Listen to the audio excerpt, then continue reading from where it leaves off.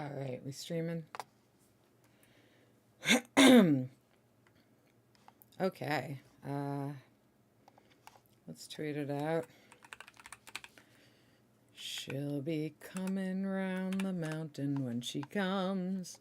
She'll be coming round the mountain when she comes. She'll be coming round the mountain. She'll be coming round the mountain. She'll be coming round the mountain when she comes. And we'll all go out to meet her when she comes. That song's about dying.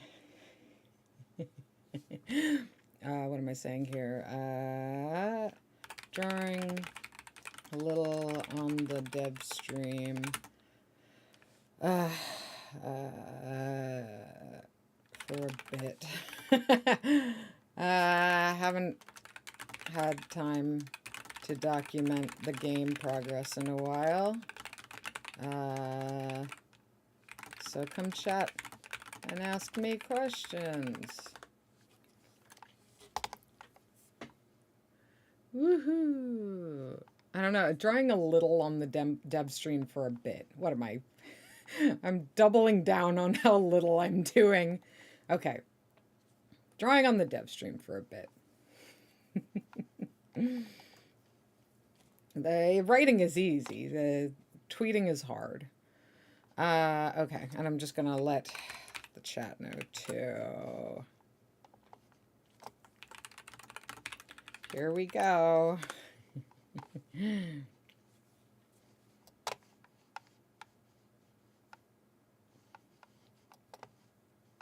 Oh, hello, Gabby. You came just in time. All right, hold on. Let me get my shit set up. I haven't done a dev stream in a while, so let's see if I still have the capacity for such things. Okay, I think that'll work. So, I have not had time to stream dev shit at all. I've been so incredibly busy. I am not pretending to make a video game. I am legitimately making one, and therefore I am very, very busy, and I don't have time to talk about making it. I don't talk about what it's like to be a dev. I don't have time. And I will tell you now that anybody who does have time to log their developer progress and tell you what it's like to be a dev, they're lying to you. They're deceiving you. They are not really making a video game. They are probably lying to you about something else. It's just not feasible. They're not doing it. They're not doing it. Let's just be real. A lot of people want to lie about making a video game. And I'll be honest, at this point, I would love to lie about it. Give me a life where I can lie about it, because it is so much work to really actually make it. I'd rather lie. It's so much more satisfying, you know? You tell people you're working on the game, and you post what you have convinced people is a vertical slice of the game, right? You see the character jumping and slashing, woo, ha, woo, right? And they think it's real because they want to believe it's real, right? But I'm here to tell you that's not a game. You know it's not a game because you've seen people do this before. You've seen them lie. You've seen them lie. They lied.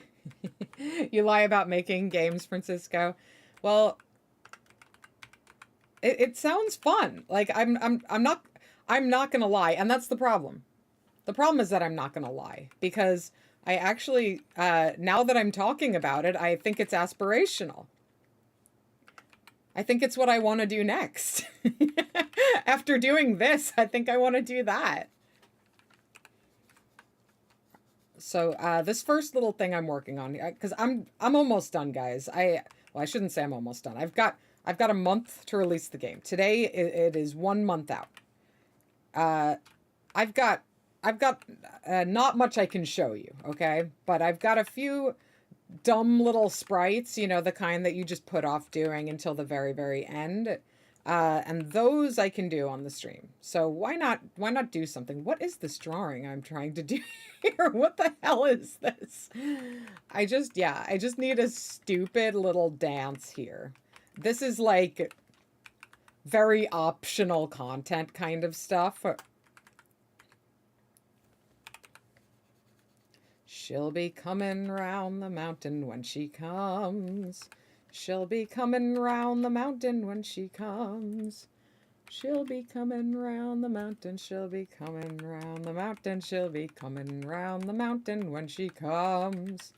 That's they're dancing to that, okay? I'm not trying to spoil the game for you, but look, you're still gonna be able to enjoy it. And we'll all go out to meet her when she comes, right? It's about death. And we'll all go out to meet her when she comes. I feel like, you know, do I know that the song is about death? No, I probably saw someone tweet that like 5 years ago, and I was like, but come on. And we'll all go out to meet her. Yes, we'll all go out to meet her, and we'll all go out to meet her when she comes. All right. I think that this is good. That's good for Daniel. I sent an email about the cameo photos in August. Yeah, that's the last thing I'm still working on. And I'm not going to say this to anyone but you, Gabby, because I know you would be very sad if you missed it. Hurry up and email that to me. I haven't started working on it. I don't want everyone who forgot to email me all at once. But you go ahead and do that. It's fine. Just email me. All right. That's one. All right. We need a bop. We need a bop for Mara. Basically the same bop for both of them, right?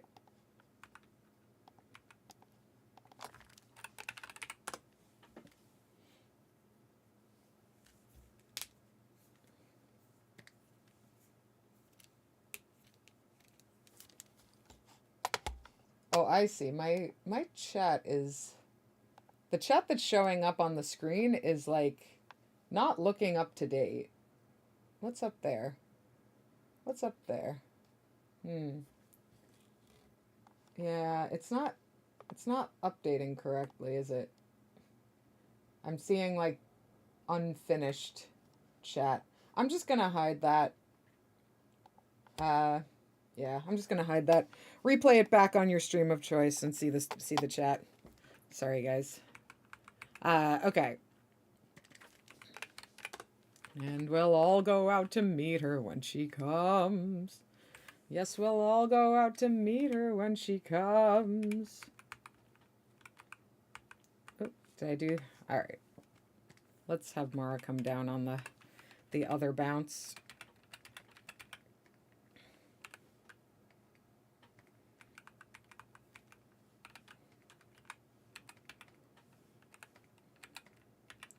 Yes, we'll all go out to meet her. Yes, we'll all go out to meet her. Yes, we'll all go out to meet her when she comes.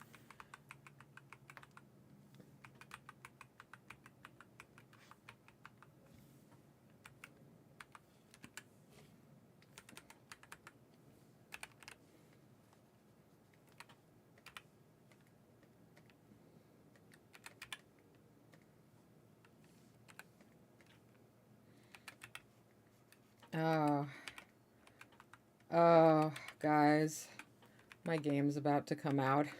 I'm scared. I'm so scared. I don't know what to do. What if they don't like it? I got imposter syndrome. I've got pasta syndrome. What if they don't like it? What if I'm not real? They gotta like it. If they don't like it, I just don't know what I'll do. It's going to be okay. I'm not worried. I'm not worried. I do have to say, like, and again, I've mentioned this on Blue Sky. It's corny. I don't care. I've given birth. This is not unfamiliar to me. This feeling that something outside of me, something bigger than me is happening with me right now. You know, it has to come out. The baby has to come out. So it's not really up to me anymore when the baby comes out. It's coming. She'll be coming around the mountain when she comes.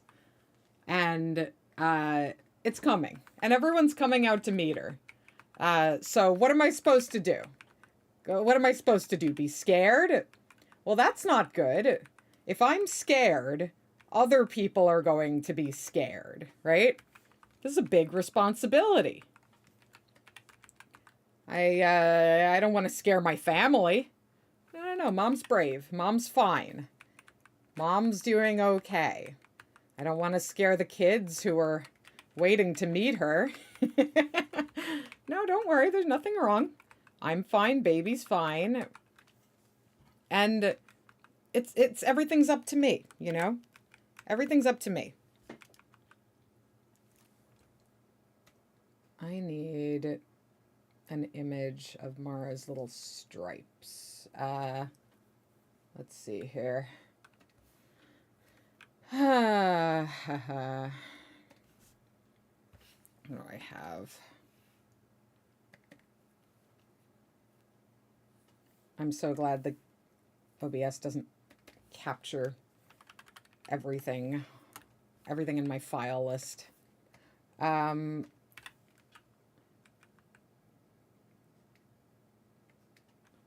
see, like this. Yeah.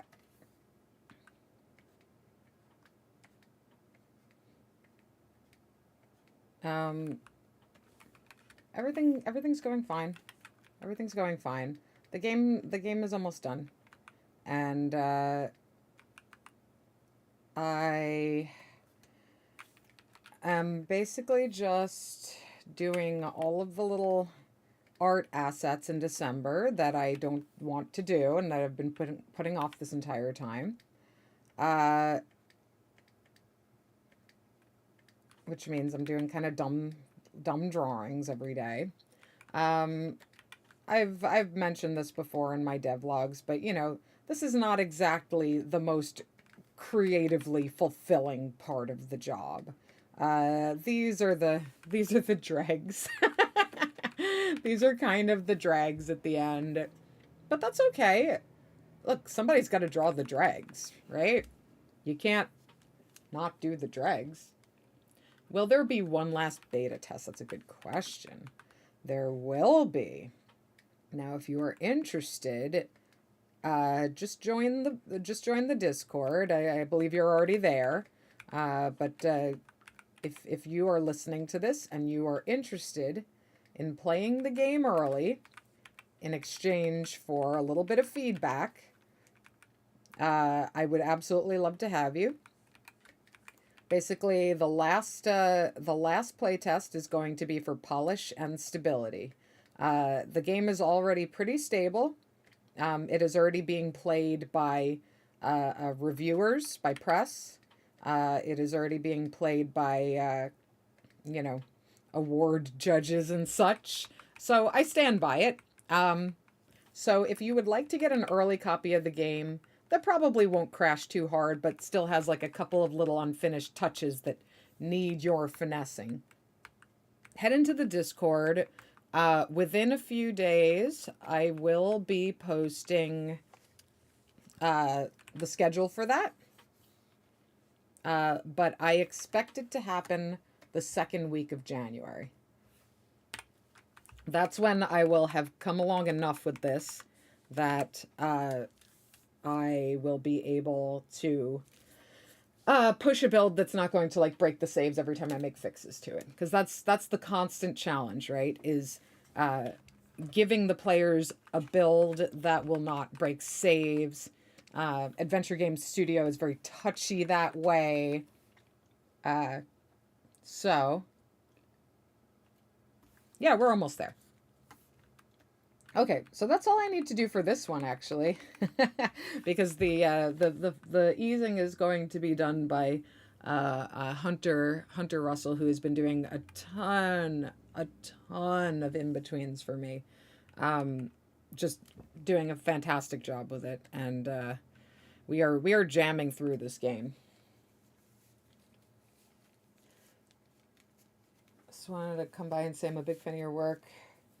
Perfect Tides was important to you when you played it a few years ago, and you're very excited for Station to Station. Thank you.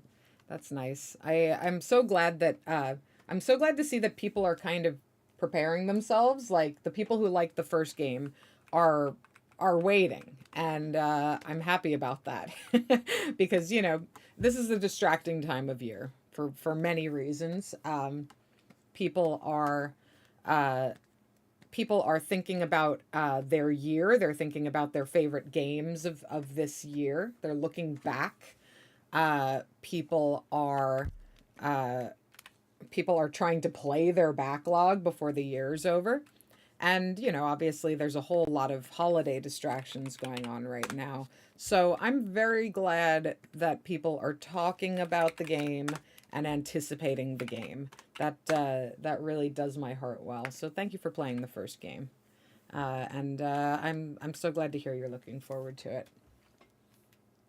All right, for this one, I just need a group of girls, and they're standing next to this one, but this one is not scaled in the engine, so you'll probably notice, or I'm sorry, she is scaled in the engine, so you'll probably notice that I draw all of these girls a little smaller than her. Not to worry. Not to worry. And we'll all come out to meet her when she comes. Yes, we'll all go out to meet her when she comes. Yes, we'll all go out to meet her, and we'll all go out to meet her. How can I tailor that to be about perfect tides? All right, I do not need these to be accurate colors. They are getting recolored later.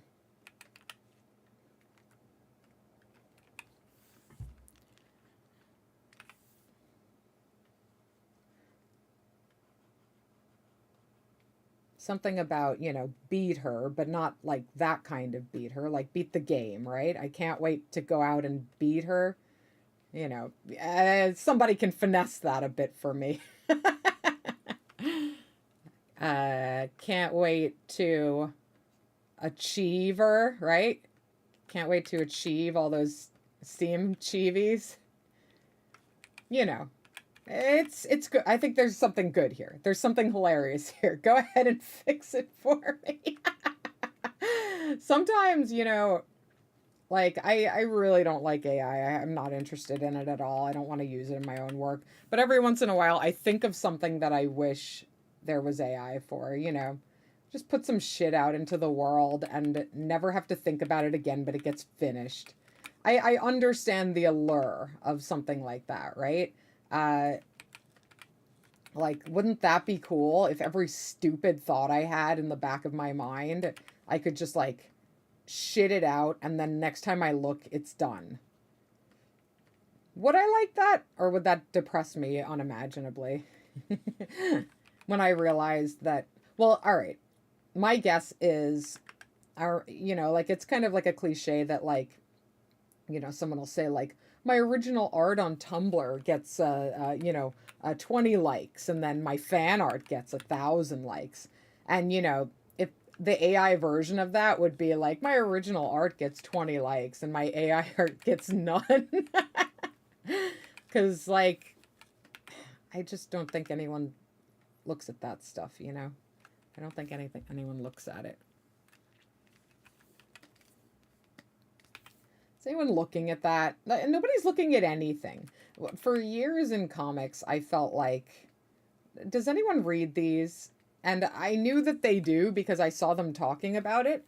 But at the same time, there was like this pervasive feeling that no one reads comics, that this is a fake ecosystem, that this is like, we're all just lying about this, right? We're all just pretending that comics are something that people read. And I couldn't shake that feeling sometimes. Like, is anyone looking at this? And I feel like maybe that actually is going to now 100% be the case. That there's going to be a ton of artwork that everybody just accepted that it's AI, and also nobody looks at it. Also, just nobody looks at anything anymore.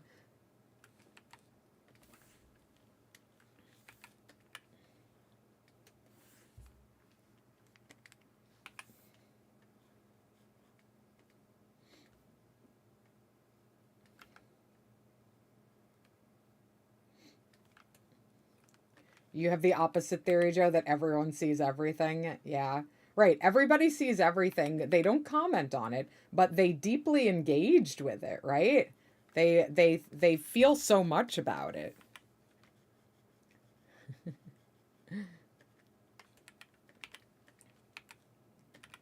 And we'll all go out to meet her when she comes. Yes, we'll all go out to meet her when she comes.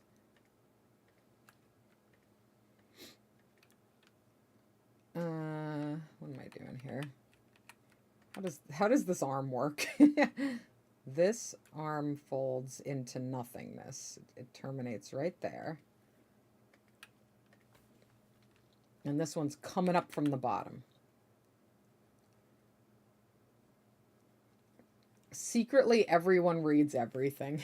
Like that.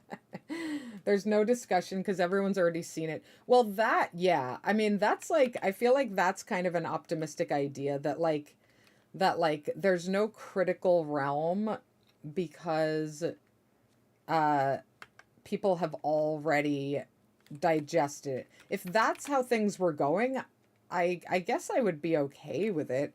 I think like it's kind of hard to imagine this now, but back when Twitter first began, um I remember feeling this way, and I remember other people saying this, that it's great that it's just likes, because I was getting so tired of people like replying with their 2 cents on everything, right? Like people's comments were annoying. So people were kind of like, content creators were kind of warming up to this idea that on Twitter, on these social media platforms, you just hit like and move on. Like finally, right? Finally, no annoying discussion. You just like something. And now, obviously, I feel like we all recognize that that's kind of fucked up, right? To like not engage any more deeply with something than that. But at the time, it felt like a relief because, I was tired of reply guys. I was tired of, well, I mean, reply guys really came out of the Twitter era, but I was tired of whatever I called them back then. Just like annoying replies from people who wanted to fight me or get pedantic. I was tired of pedants. And I thought that uh, this new social media ecosystem where people just like things is going to be better. It's just like I felt that we needed more ways to simply express our enjoyment. And now, I'm in the desert, begging for somebody to express a critical thought about my work, begging for people to not just I liked it and move on. Please give me something. Give me a little something I can chew on. Give me a little something I can be like, how dare you? But we don't have that at all now. It's gone. The what we considered pretentious pitchfork era is gone. It's gone. And I don't know if we're getting it back.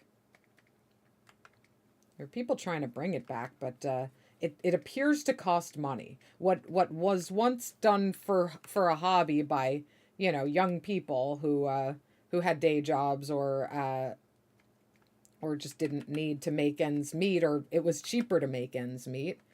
We're writing in-depth critical pieces on things, and we're just like, that's fucking done. That's fucking done. If you can't pitch it to your editor, forget about it.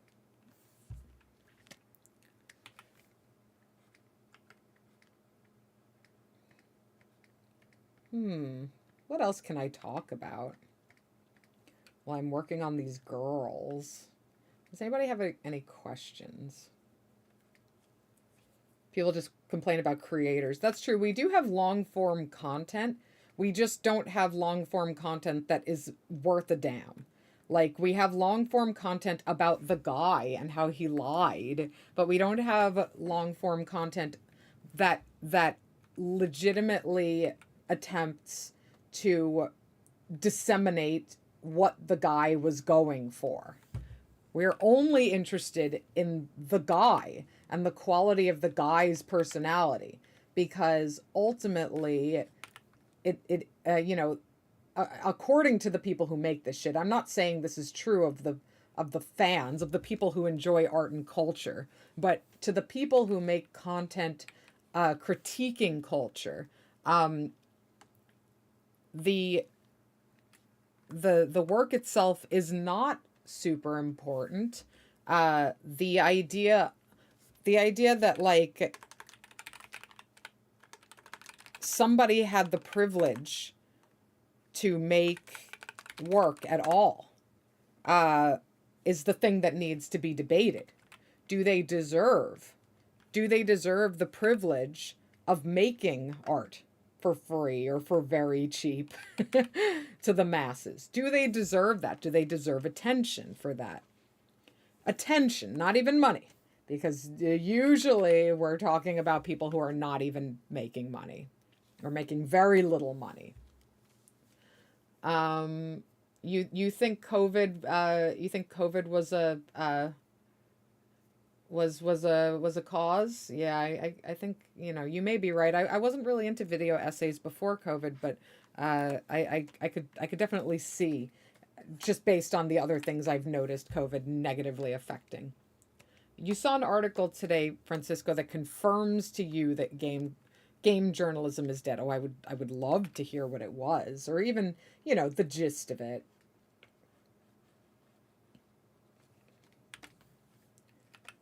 All right, time for another girl. Oop, I drew that on the wrong layer. All right, so this is girl one. we'll do we'll do layers of girls wherever they might overlap with each other.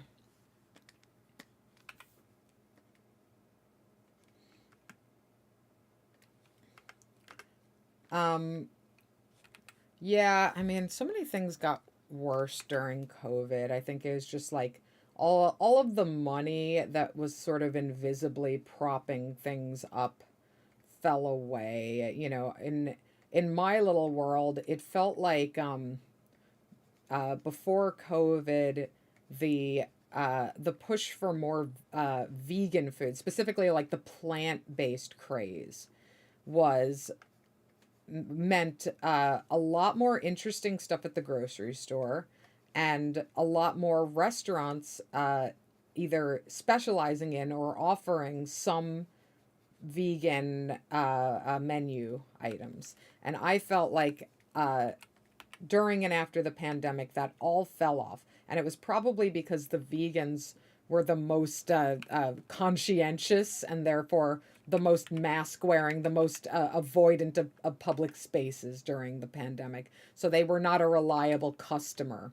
And, I'm not blaming the vegans, but, I guess I should have known that because something was a health food craze, it would not have weathered the test of time too well. But COVID definitely seemed to exacerbate it. And maybe that's the case with video essays too, where YouTube, the money for like long form YouTube content that is not just like, the lowest common denominator type content, was going to fall in the face of whatever shit gets people clicking, whatever shit distracts people and gets them clicking. I have noticed, Joe, that you and I talked about this, that because I was like, I watch one video that's not like in line with what I normally watch. Like, I watch some expose on some YouTuber or something, and then they push that shit at me for like, not long. The thing is not long. It's very no, okay, where like they'll push it, they'll be like, you watched a video about, an expose on this YouTuber. What about this one? No? Okay. Or like you watched a video, like today I watched a video with Jonathan Blow. He's like the braid guy, and he's generally despised in like the modern era. I think he's considered a bigot. I don't know what he said, but he's generally disliked. He's like a right winger. And I was just curious because I've never actually heard him talk. So I watched a video of him, and like the video was like boring, and the interviewer was really throwing softballs at him, and just being like, "Oh wow, that's crazy." And I was just like, "This sucks." So I turned it off. But like already the algorithm was like, "Do you want more Jonathan Blow?" It's like, "Why would I want more videos of this guy?" Go ahead. You see that I just turned the video off, right? I didn't make it all the way through. But I know that like, within a day that shit's going to be gone again. No? Okay. You sent me something. I just saw it pop up, Gabby. You're good. Best narrative games of 2025 article dated yesterday. The comments were 3 months old, and 9 out of the 20 games listed were released prior to 2025. What is that? So somebody submitted that, and then the editor didn't look at it until 2 days ago. Is that the idea? Oh, I know what it is. It's got to be one of those like, well, maybe somebody else can figure this, crack this little mystery better than me. The mystery of why content sucks. But my guess would be a lot of the outlets have like best games of the year so far, and they update it all year. Could it be something like that? Because then that would explain why the comments are old. I'm not trying to tell you that video game journalism is alive and well. I love to crack a mystery like that, The mystery of why things suck. Why does it suck? It's a mystery. It used to be so good.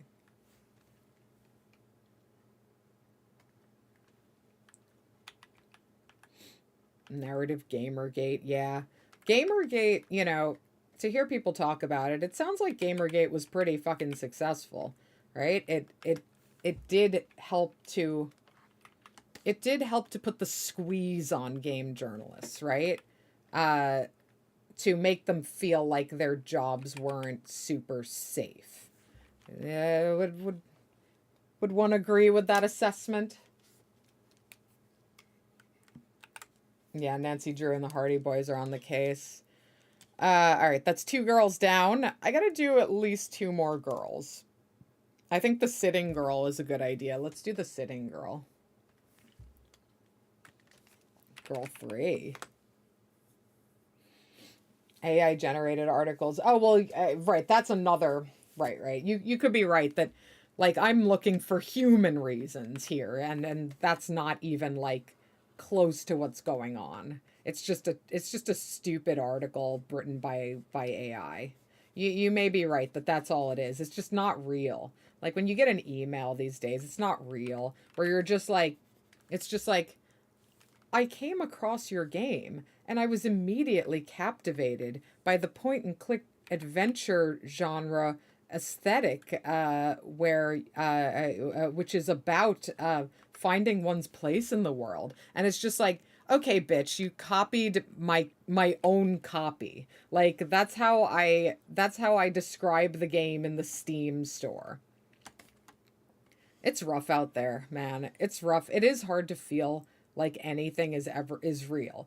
Even though there are still real people out there, it is very hard to feel like things are real because of how fake so many things just became to me overnight. I know this technology has existed for a while, but it does feel like it's ramped up recently, and it gives me this this kind of miserable sense that uh, that something's over, you know, that something's over, and I didn't even notice it was over. And that thing is, I guess, real people. I guess real people doing things is over.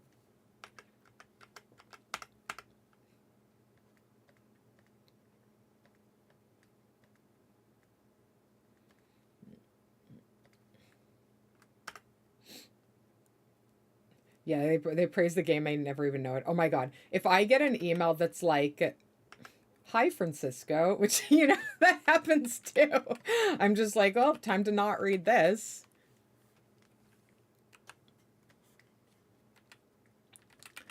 Oh, yeah. I know that crafting a custom email in a world where it is like totally acceptable to ignore what you're saying um, feels like a lot of work. You know, it's like how I've heard for years that like when people who are dating online, they like nobody bothers to craft a message anymore because they expect the person to not reply, and the that means like when you get a message, it feels generic. It feels like the person doesn't care, so you're even less likely to reply because it sucks. Uh, and isn't that terrible for everyone? You don't find a match and you don't try. So like the robots are dating each other. You're not humans aren't dating because what's the point? What's the point if you're going to spend all that time, right? Well, you know, I'm here to say that to some extent the struggle is the point. To some extent the struggle is the point, and I will apply that to dating as well. You have to have shitty dates, you have to go on bad dates, you have to have shitty breakups, you have to do all that shit, you have to hurt somebody else, not on purpose. But you have to be able to do all that shit so that you can appreciate what it really means for somebody to give you their time, and what it means for you to give somebody your time, because you've been through the trenches. That's the only way you can know, and you know that they were too. You know that risks were taken. That's the only way. I don't hear this angle talked about, and I don't know if there's anything here, but I would even say like with AI art, is there a possibility that people would like to remove their own culpability from these things? That they would like to be able to say, "Well, I didn't draw that," when the criticism comes through, or am I just conflating a world where people criticize anything at all with a world of AI? Maybe that's not even a concern anymore. I mean, negative Steam reviews still happen. People are still deathly afraid of those. But maybe the idea that people are afraid to put their name on something is just not really even a factor anymore. Who knows? I don't know. I'm guessing wildly. I don't spend a lot of time talking to students and young artists these days. I used to spend quite a bit more time in academia, engaging with young artists and like the things that they were interested in and afraid of and things like that. And uh, lately, you know, ever since I stopped teaching, I'm not really connected to that. But I do suspect that all of the doubts that were on display by those students that I remember are still there, and the AI is taking advantage of them in some capacity. They're forming addictions to the technology in some way because of those very, you know, natural doubts that a young artist would have. Okay, that's three girls. No, I gotta finish her feet. Let's give her some boots.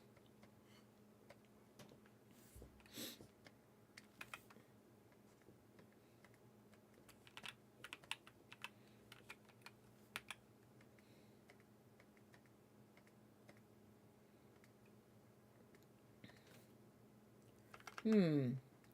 What else is there?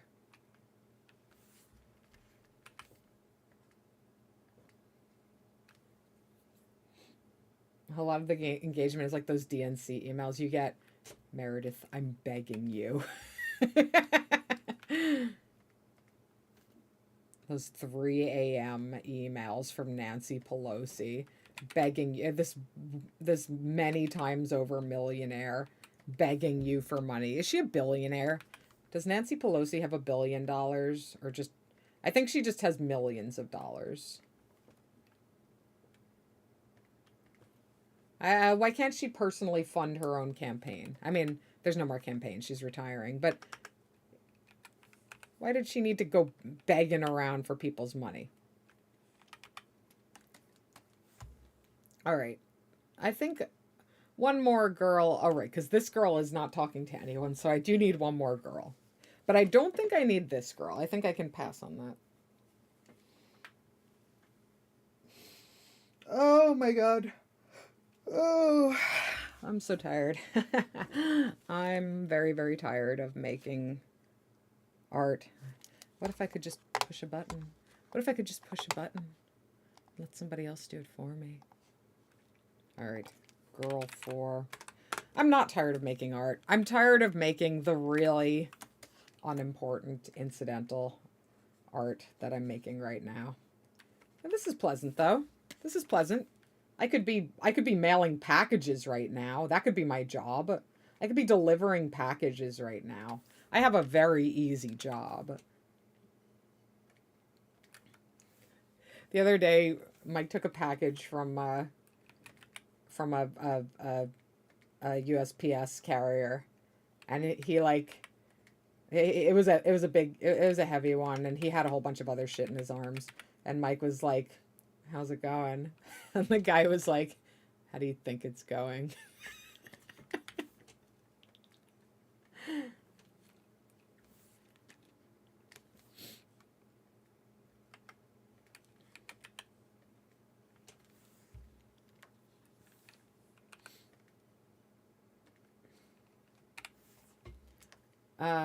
Marketing. How do I do marketing?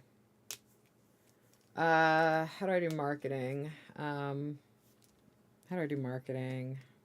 Um,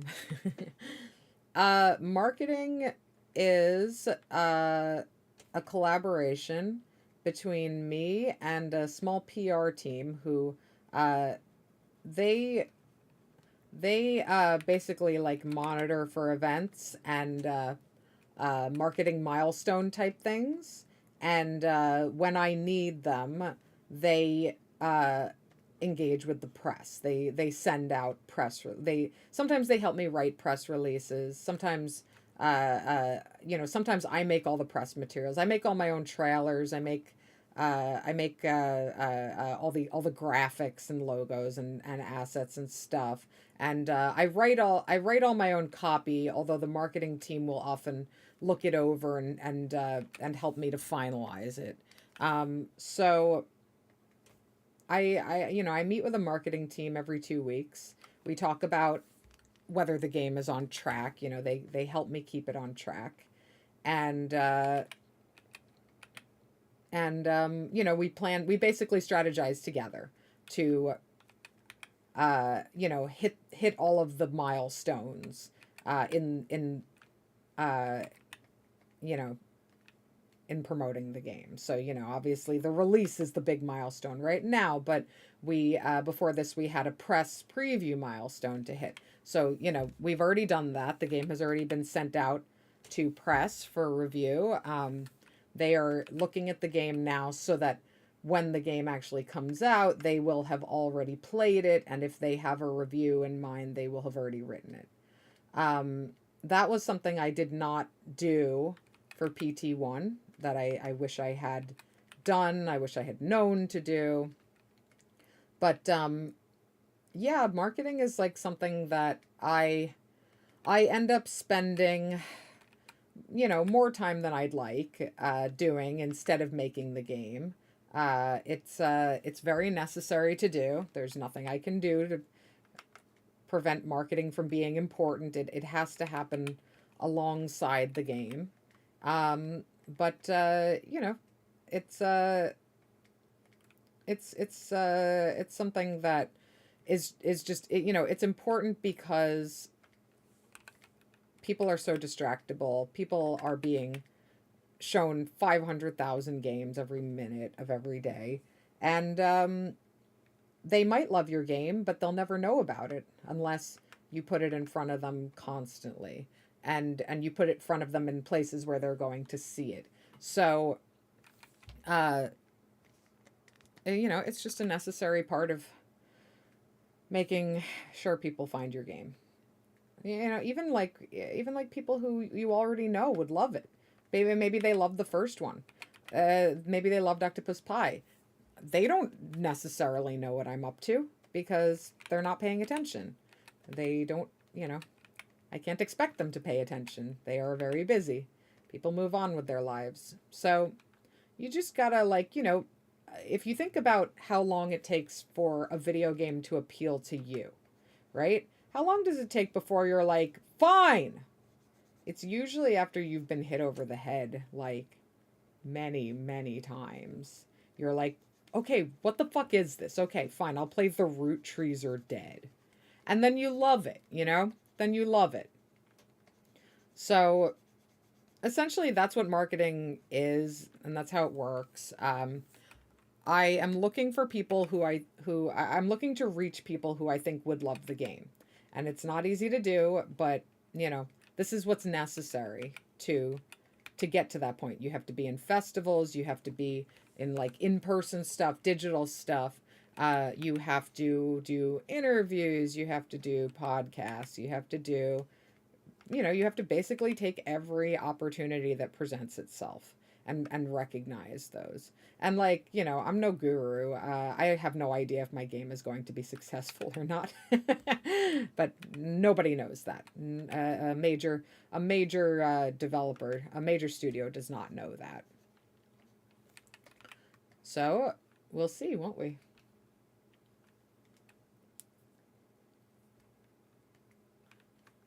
The other day you asked a mailman, are you USPS? And he said, no, I'm post office. And I was like, no, and kept walking. That's not the same thing.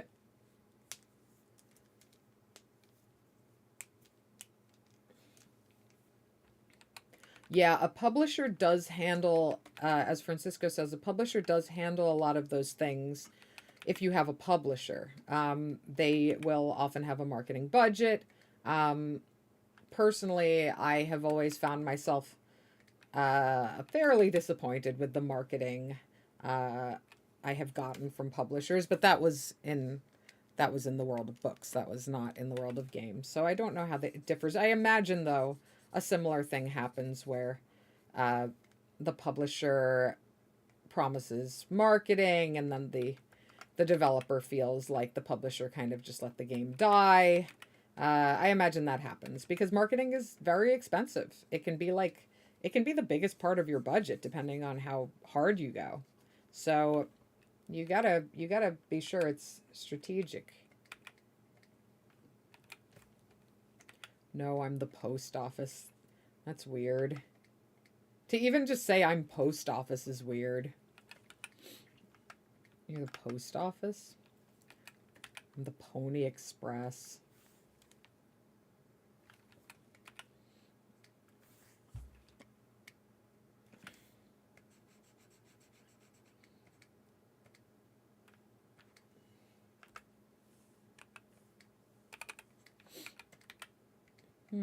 What else can I talk about?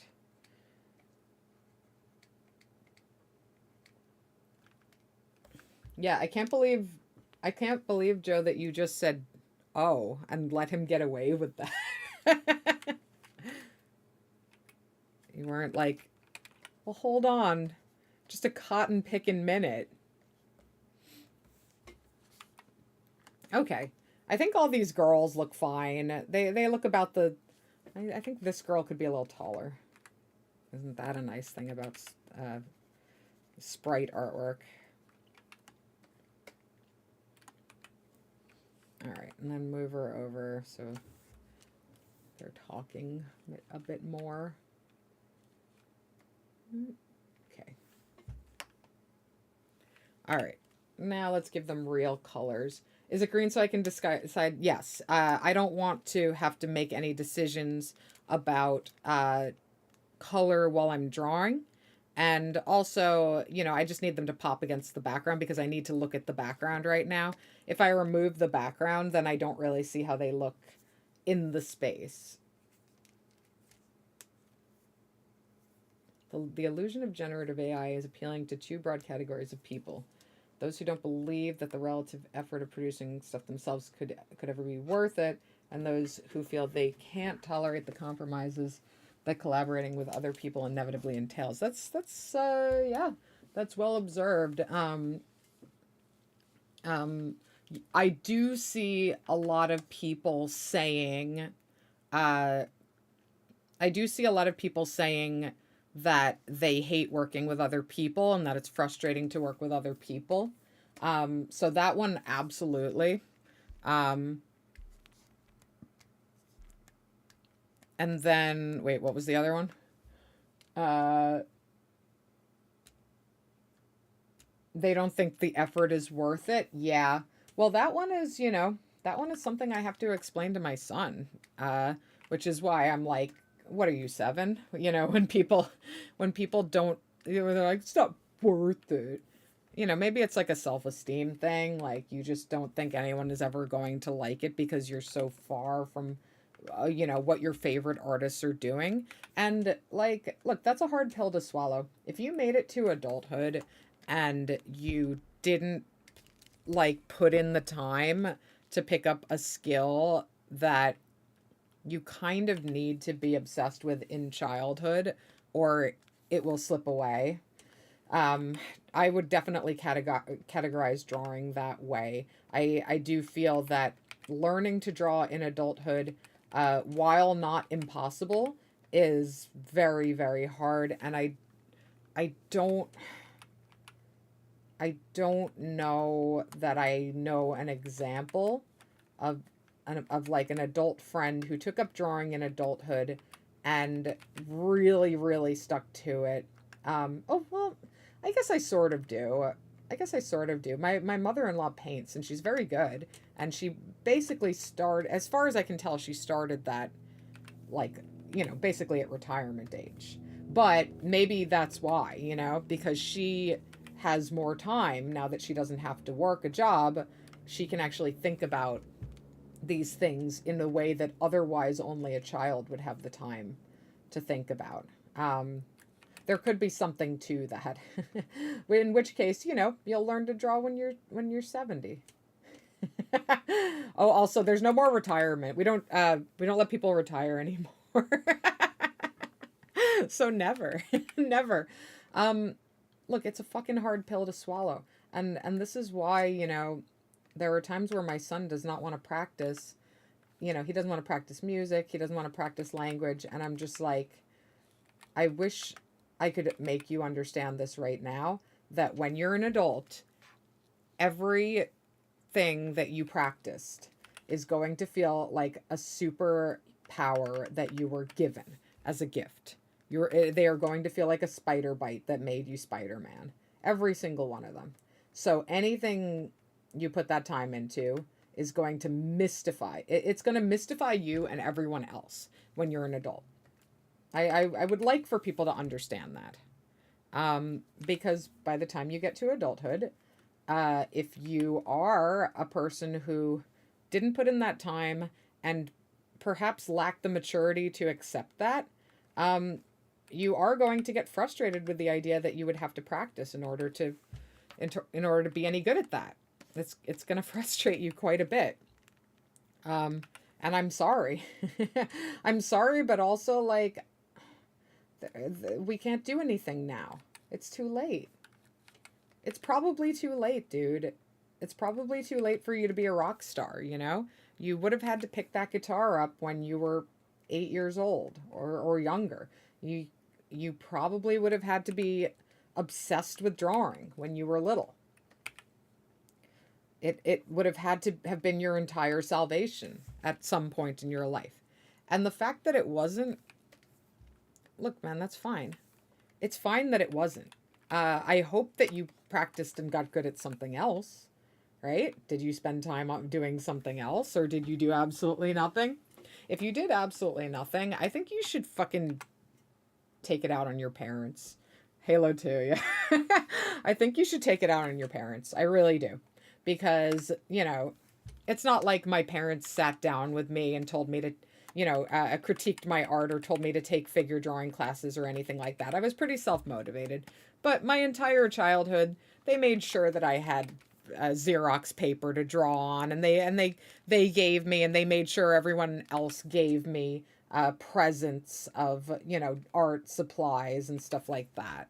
My parents furnished my hobby because they believed in me and they encouraged me to do it. And I think if you never felt that way about anything, then yeah, you should be like a little mad at your parents for not helping to draw that out of you. They probably should have helped you. So be mad at them, okay? I guess that's how I see it then. Is like a fixation on AI in adulthood because you can't draw, for a lack of drawing talent, for a lack of an ability to get comfortable practicing. Um, you gotta blame that. You gotta blame that on. You gotta reconcile the way your parents raised you. That's what you gotta do. It's similar to many things. You say that these are your principles, but let me ask you: are you mad at your parents about something? Because I think a lot of our principles are a reaction to our parents, and there's nothing wrong with that. People say I was raised this way, and I would never do that to my child, and that's why I raise my child this way. There's nothing wrong with that. We all have that, and there's nothing wrong with that. But I do think if you don't acknowledge that, then you're missing kind of a crucial part of why those are your principles. And I'm not saying they wouldn't be your principles if you didn't ever examine them, but don't you want to? Don't you want to understand why to you it feels like worthless to practice? Why is that? Did your parents not instill that ethos in you? Well, then, I don't know, kick your dad's ass. He's an elderly man. Go give him an ass kicking for not raising you right. And then see if you can go out into the world and feel right with yourself. Find a way to feel right with yourself.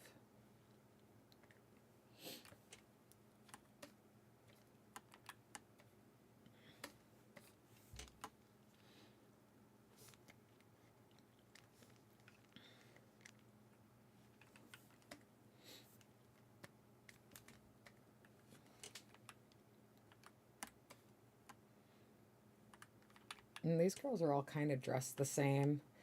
I should I should add a little flourish here.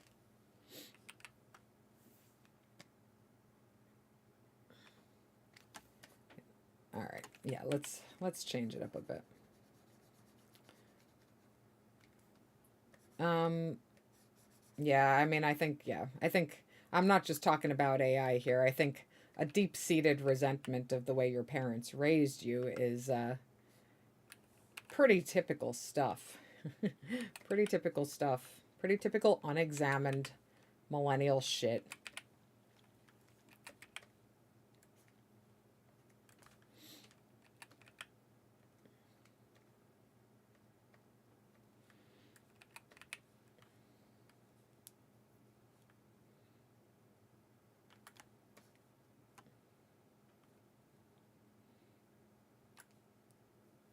It's not too late to pick things up, but you'll have to adjust your expectations. You can pick up basketball in your 30s, but you won't make the NBA.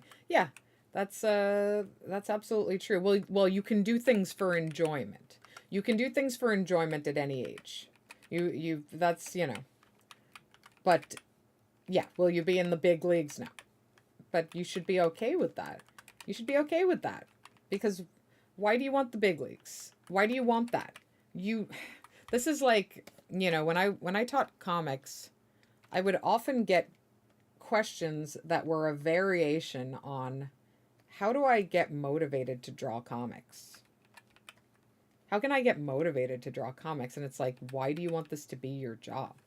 Why do you want this to be your hobby? Why do you want this to be anything? Why do you want that? Because you're jealous of somebody who gets to do it? And you want to do it too, but you don't want to try very hard? Well, that's kind of fucked up, don't you think? Why would you want to, like drawing comics is brutal. Drawing graphic novels is brutal. You got to sit there in front of your computer every day and draw 200 pages. It's not for everyone. It's not really for me. My husband does it for a living, and you know, I often have to remind him that what he does, most people don't want to do and aren't capable of doing. You just, like, you gotta just sit there and draw fucking comics, man. Not easy.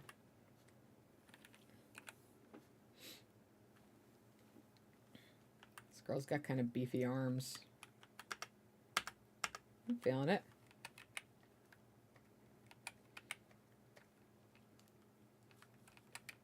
And you know, you could say that about any of these disciplines. What you're talking about involves a lot of sitting around and doing the boring parts of something that you'd better fucking love, right? Because you know, when I was teaching, I encountered a lot of people who didn't even love doing the fun parts. They didn't even love doing the parts that I love, let alone the parts that I don't love, that I just do because you got to push yourself over the edge at the end, you know?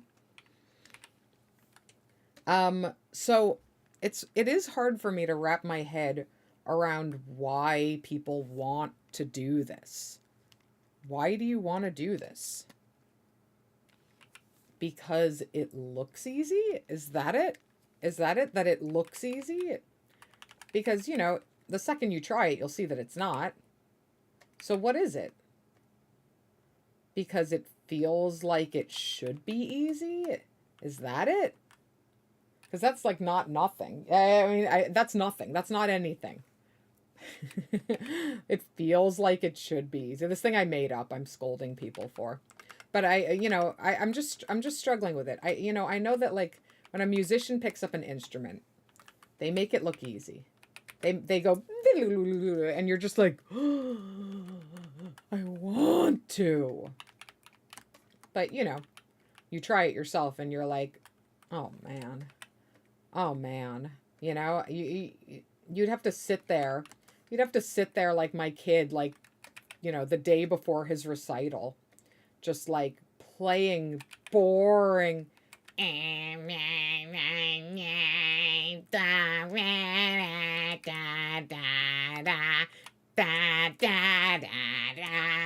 love to sing about the moon and the just a slog, a fucking slog all the time. That's how you get good. You got to sing that bad song, not I love to singa. You have to think I love to singa while singing.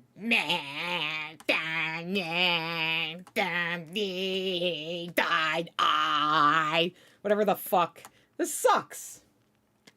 It sucks. But, like, you know, I had to sit there and, like, learn how to draw the human body. Because when I went to art school, my teacher was like, who gives a fuck if you can draw a kitty cat, an anthropomorphic kitty cat? Draw the human form with drapery. Draw that. And then you have to. You have to draw things that are for no, you know, that feel like they're for no reason.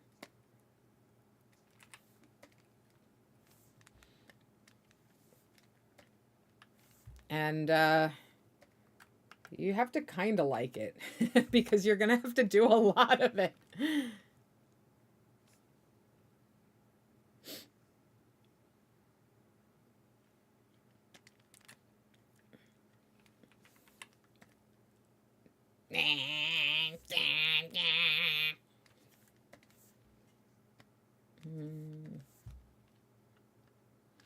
About the moon and the June and the spring. Yeah, it's just like the you have to be primed. You have to be primed for the boring shit. You have to be a kid who just loves to noodle. And then you get to the big leagues. Well, you get to college and or of college age, or you just start working and suddenly you're met with people who have been good at this their whole life. They're already so much better than you. And then, you get to know them and then you're like, they're all right. I think I could do this too. And that's when you get to that crucial it's when you get to that crucial point where you're like, all right, I've gotten this far. I want to be great. And yeah, I think you really do need that you need that combination of like passion, primary passion when you're a child, and then disillusionment when you're a young adult, and then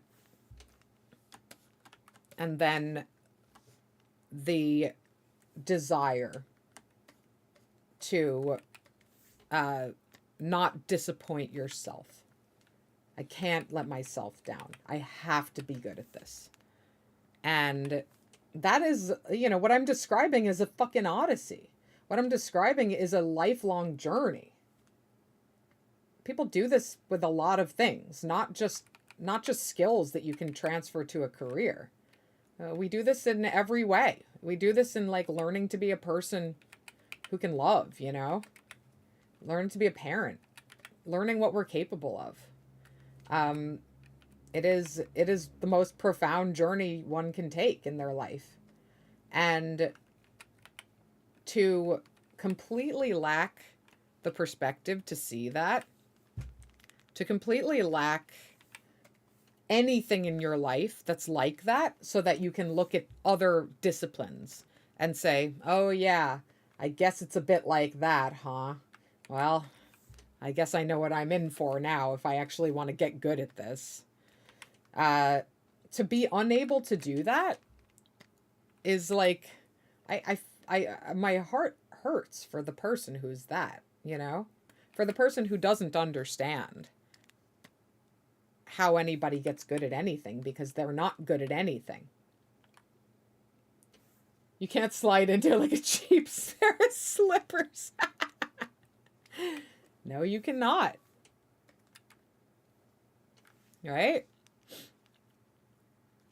And yeah, I feel bad. I feel bad for those people. I do. Because they just like nobody ever fucking told them, Nobody ever fucking helped them to understand that. That's sad.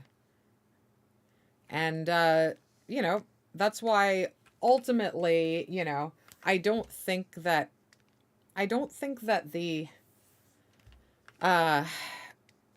yaysayers of AI, they don't threaten me enormously, because I think, we've got Joe. Joe's got his own personal reasons, but I think by and large, the people that I have encountered who believe in this stuff, who believe it's making good art and don't actually possess those skills on their own, they're no threat to me, because like,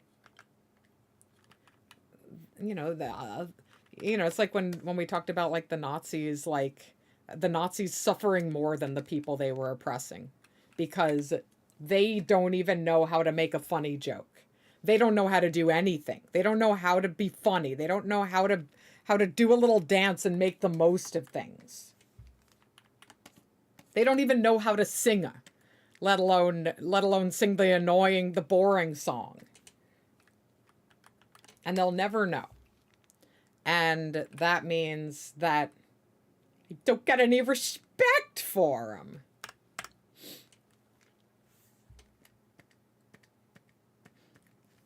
Yeah, I just don't got any respect for them. That's all.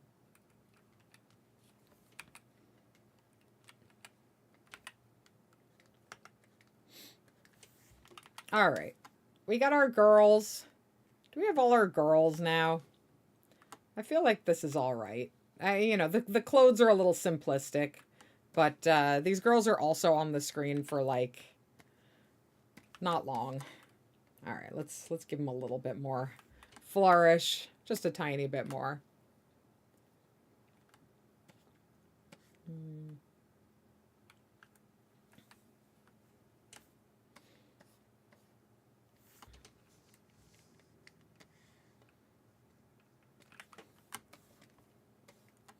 Me. That's right. It's me.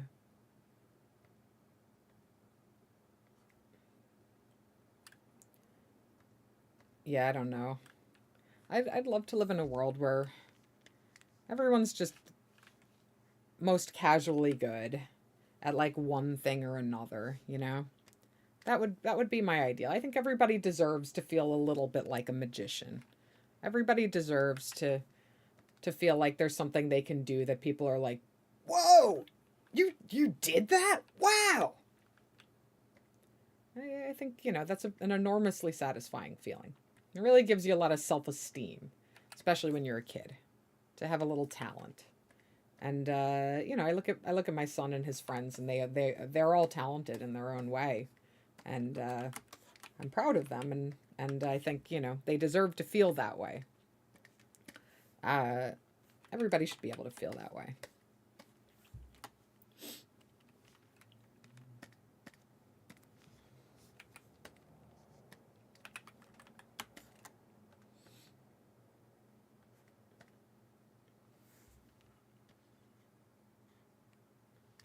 About a sky, a blue, or a T42, or anything with the swing or two, and I love you. I love it too. I love it to sing. I love to sing about the moon and the June and the spring. I love to sing about a sky, a blue, or a T42, and a nod to Jackie Bunny, and another for my mommy. We love to sing. Woo! Okay. I'm done drawing. I'm gonna hang out for a few more minutes. Let's see. Bring the OBS over here. Let's see. Hello, hi mutant astronaut. It is the illusion that it's easy. Yeah, yeah. I know what you mean. That is attractive to children. I did get the email, Gabby. I saw the notification. No, you sent it. Uh, the that is attractive. I remember I remember when saw um I saw it in a store. It was just like in Walgreens, it was like some cheap shitty little toy for kids. And it was like a comics templating system basically. It was like a series of stencils. There was like one for a word balloon, there was one for like a panel, and it kind of told you how you could make your own templates of your own characters.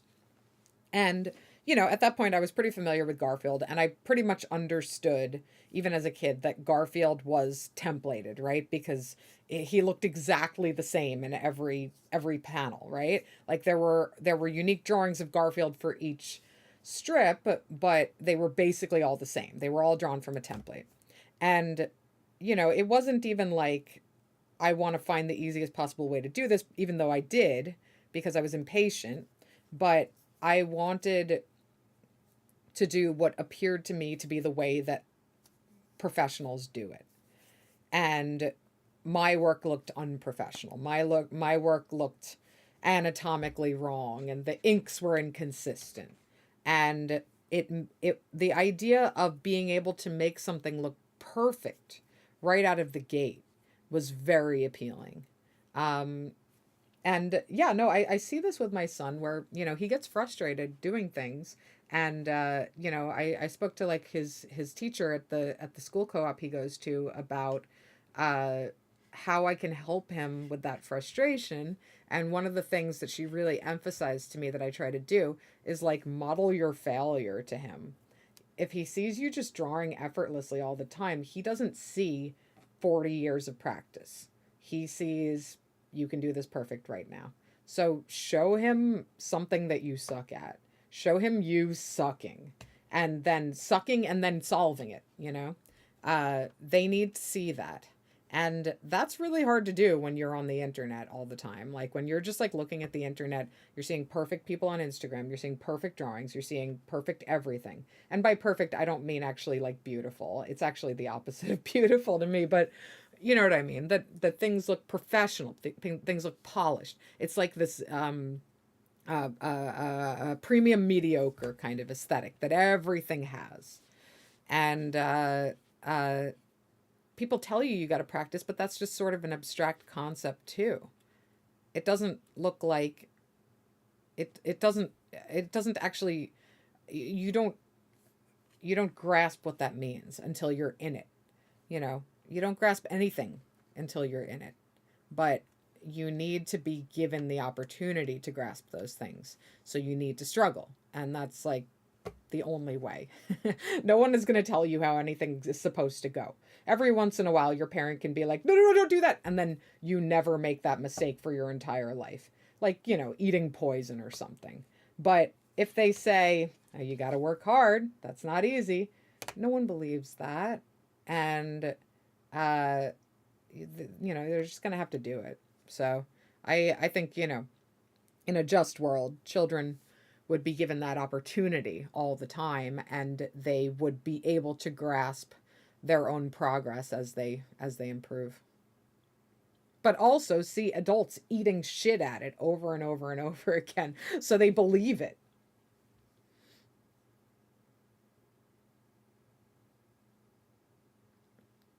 People want to be good but not knowing why. You don't need to be that good, you just need to get the point across. Yeah. Yeah, whatever you want, whatever it is you want, you just need to know how to communicate that enough. Like in the discourse of last week, somebody showed like Ryan Johnson's drawing of like a scene from Knives Out. And he just drew like a shitty little drawing of a woman with like shitty little drawings of knives pointed at her. That's all you need. And that became the final shot. You just need that. And if you have the ability to communicate your vision, you'll be okay. You know, especially if you're able to direct other people to help you with that vision. So I guess, you know, the AI guy was an ideas guy 10 years ago. And you know, it's just sort of a role that people imagine themselves in, but without actually being able to communicate those ideas or have good ideas, it doesn't work. So I suppose you need to have good ideas first and foremost, and then and then hack your way into being able to communicate them. Um, anyway, I think that's all I got today. Thanks for hanging out, guys, and I will see you maybe when the game is done. I'll try to do another stream whenever I can, but if you are interested in playtesting Station to Station, hit up the Discord. You can find it on like I think I linked to it on perfecttides.com. I think I linked to it on like the Station to Station Steam page. Go check it out. Join up. I'm not going to be talking for a while, but in the new year, I will be recruiting for the playtest, and it's going to happen around second week of January. So if you'd like to come play it with me,